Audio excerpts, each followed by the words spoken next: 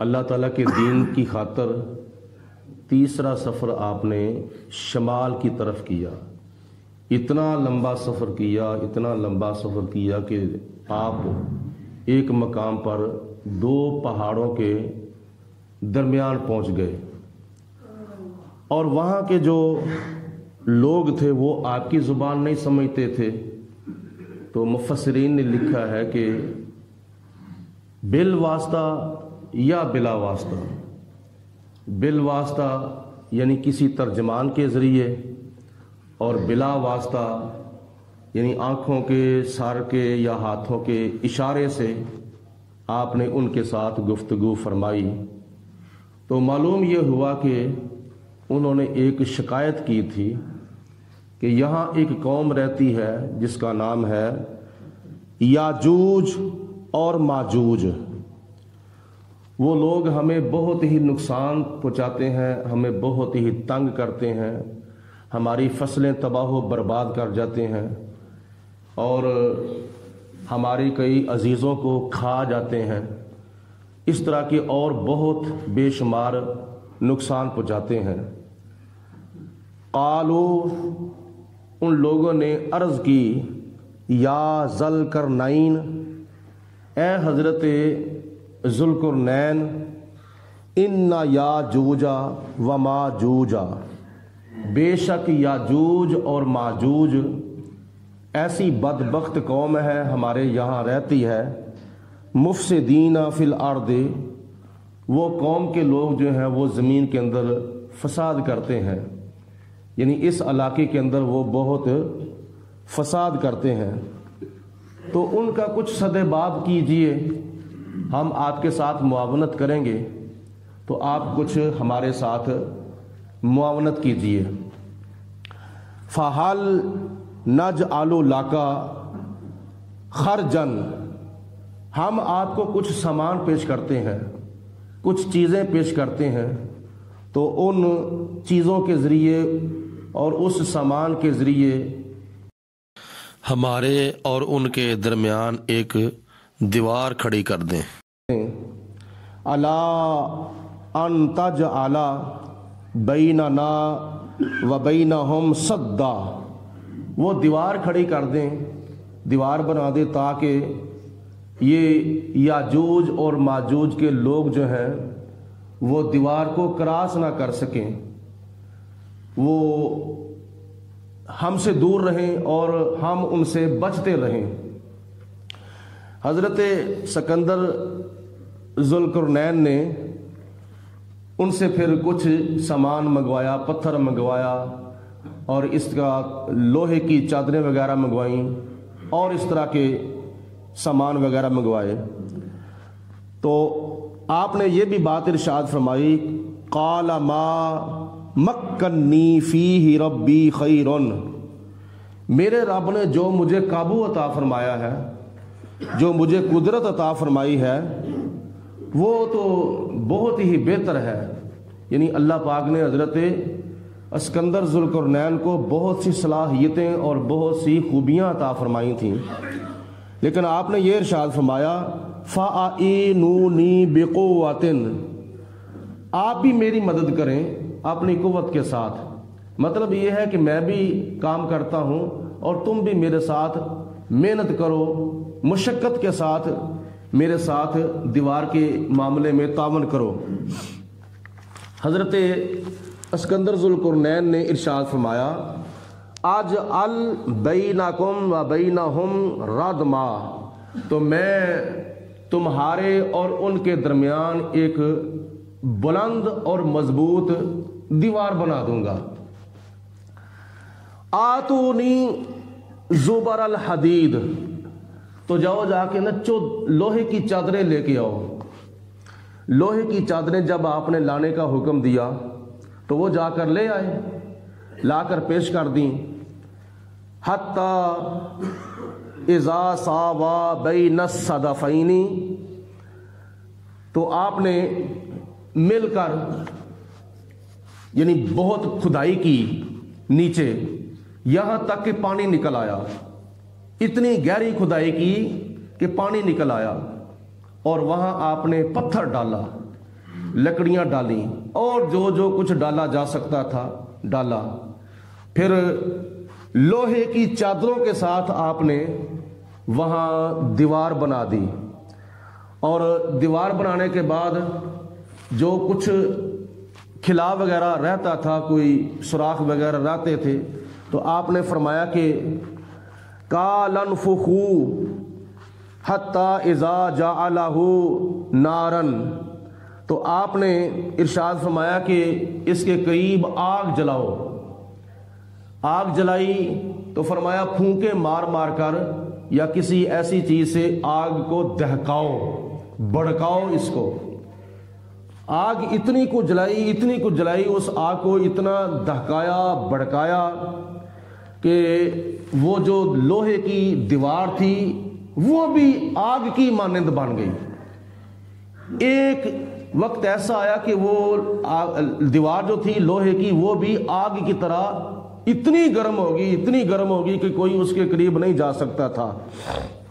قال آتونی افرغ علیہ قطرا, پھر آپ نے فرمایا پگھلا ہوا تانبا لے کے آؤ.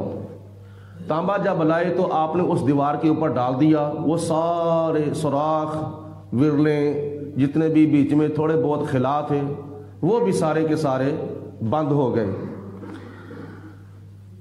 فَمَسْطَاعُوا أَن يَظْهَرُوهُ وَمَسْتَقَاعُوا لَهُ نَقَبًا.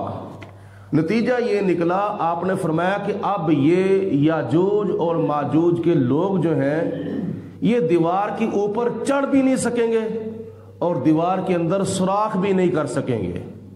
اتنی مضبوط دیوار اور اتنی بلند دیوار, جتنا اونچا پہاڑ تھا اس پہاڑ کی بلندی کے برابر آپ نے دیوار کو اٹھا دیا. اتنی بلند دیوار کی. فرمایا کہ یہ لوگ دیوار کے اوپر بھی نہیں چڑھ سکیں گے, یعنی اوپر چڑھ کے کراس بھی نہیں کر سکیں گے, اور دیوار کے اندر کوئی نقب زنی بھی نہیں کر سکیں گے, یعنی سوراخ بھی نہیں کر سکیں گے. قال ھذا رحمۃ من ربی, یہ جو میں نے کام کیا ہے تمہاری معاونت کے لیے یہ اللہ کی طرف سے رحمت ہے, خدا تعالیٰ کی رحمت کے ساتھ میں نے یہ کارنامہ سر انجام دیا ہے.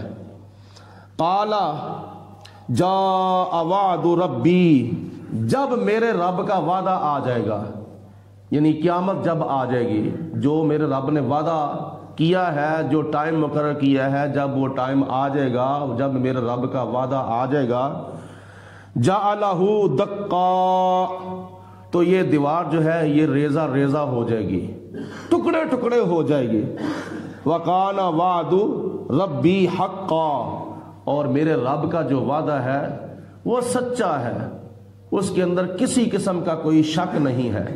قیامت کے آنے میں کسی قسم کا کوئی شبہ نہیں, کسی قسم کا کوئی شک نہیں. لہٰذا یہ میرے رب کا وعدہ ہے جو کہ پورا ہو کر رہنا ہے, یعنی قیامت آنی ہے. وَتَرَكْنَا, اور جب قیامت آ جائے گی تو یہ لوگ جو یاجوج اور ماجوج کے لوگ ہیں, جو انسانوں کو کھا جاتے ہیں اور جانوروں کو کھا جاتے ہیں, حتیٰ کہ سانپ بچھو ٹھوؤں کو کھا جاتے ہیں, فصلیں تباہ و برباد کر جاتے ہیں, ایک وقت ایسا آئے گا وَتَرَكْنَا بَعْضَهُمْ يَوْمَئِذٍ, ہم ان کو چھوڑ دیں گے. دیوار جب ریزہ ریزہ ہو جائے گی یہ باہر نکل آئیں گے, اور یہ جب ان کو چھوڑ دیا جائے گا تو یہ کس طرح کیا نام ہے بکھریں گے. یموج فی بعض, اور یہ اس طرح بکھریں گے کہ جس طرح سمندر کی دریا کی پانی کی لہریں جو ہیں وہ ہوا کے ذریعے جب چلتی ہیں تو ایک دوسرے کے اوپر چڑھ جاتی ہیں نا, یہ بھی دریا کی موجوں کی طرح ایک دوسرے کے اوپر چڑھ جائیں گے. وَنُفِخَ فِي الصُّورِ, اور پھر سور پھونک دیا جائے گا. حضرت اسرافیل علیہ السلام کو اللہ پاک حکم دے گا, وہ پھونک ماریں گے, وہ سور پھونکیں گے.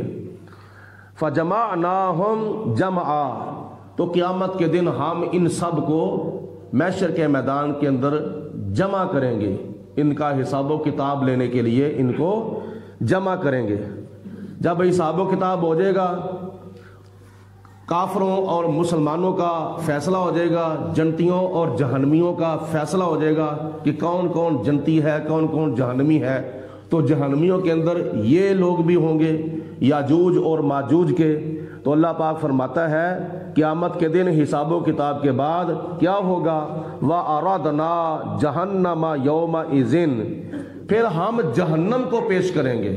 قیامت کے دن ہم جہنم کو سامنے کریں گے، وہ دیکھو جہنم، وہ تمہارا عذاب کن کے لیے ہے، للکافرین ارضا، وہ کافروں کے سامنے جہنم کو پیش کیا جائے گا اور بالکل واضح پیش کیا جائے گا۔ الذین کانت اعینہم فی غطاء عن ذکری، تو وہ کافر لوگ جن کی آنکھوں کے اوپر میری یاد سے غفلت کے پردے پڑے تھے، وہ لوگ کافر جن کی آنکھوں کے اوپر میرے ذکر سے، میری یاد سے غفلت کے پردے پڑے ہوئے تھے۔ وَكَانُوا لَا يَسْتَطِيعُونَ سَمْعًا، وہ حق بات سننے کے قابل نہیں ہے، ان کا دل نہیں کرے گا کہ ہم حق بات سنیں، ہم سچ بات سنیں۔ اور یہی حال مکے کے کافروں کا تھا، ان کی آنکھوں کے اوپر بھی پردے پڑے تھے، ان کی کانوں کے اوپر بھی موریں لگ چکی تھیں، ان کے دل کے اوپر بھی موریں لگ چکی تھیں۔ ختم اللہ علی قلوبہم وعلی سمعہم وعلی ابصارہم غشاوۃ ولہم عذاب عظیم، یہ وہ لوگ ہیں جن کی آنکھوں کے اوپر اللہ تعالیٰ کی یاد سے غفلت کے پردے پڑے ہوئے ہیں، ان کے دلوں کے اوپر موریں لگ چکی ہیں، ان کے کانوں کے اوپر بھی موریں لگ چکی ہیں۔ اندر جانے کے، اندر ہدایت جانے کے یہی تو راستے ہیں، آنکھوں کا راستہ ہے، کانوں کا راستہ ہے۔ تو جب آنکھوں کا راستہ ہی بند کر دیا جائے، کانوں کا راستہ ہی بند کر دیا جائے، تو پھر اندر ہدایت کیسے جا سکتی ہے؟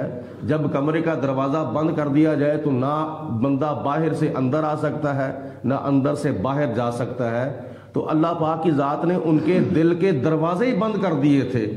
نبی پاک علیہ الصلوۃ والسلام کے قرآن پاک پڑھنے کے باوجود ان کو ہدایت نہیں ملی تھی، تو کتنی بڑی بد نصیبی تھی ان لوگوں کی، کتنی بڑی بدبختی تھی ان لوگوں کی کہ جن کے سامنے اللہ کے پیارے رسول علیہ الصلوۃ والسلام قرآن سنا رہے ہیں اور وہ ہدایت حاصل نہیں کر رہے۔ مطلب یہ ہے کہ جو بندہ گمراہی کی طرف جاتا ہے تو پھر خدا تعالیٰ اس کو گمراہی کی طرف دھکیل دیتا ہے۔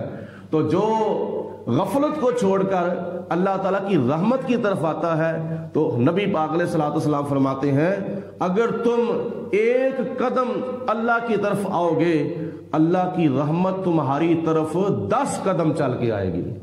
اگر تم 10 قدم چل کر خدا کی طرف آؤ گے، اللہ کی رحمت تمہاری طرف 100 قدم چل کے آئے گی، خدا کی رحمت تمہارا استقبال کرے گی۔ تو یہ ہمیں سبق ملتا ہے کہ ہمیں دین کی طرف زیادہ سے زیادہ توجہ کرنی چاہیے، رغبت کرنی چاہیے، اور دنیا کے شر سے بچنا چاہیے، اور آخرت کا دل کے اندر زیادہ سے زیادہ فکر پیدا کرنا چاہیے۔ اللہ پاک ہم سب کو مسجد کے اندر زیادہ سے زیادہ بیٹھ کر دین کی تعلیمات حاصل کرنے کی توفیق عطا فرمائے، اور دنیا کی غفلت سے بچائے، اور آخرت کا زیادہ سے زیادہ فکر عطا فرمائے۔ وآخر الدعوانا ان الحمد للہ رب العالمین۔ الصلاۃ والسلام علیک یا سیدی یا رسول اللہ۔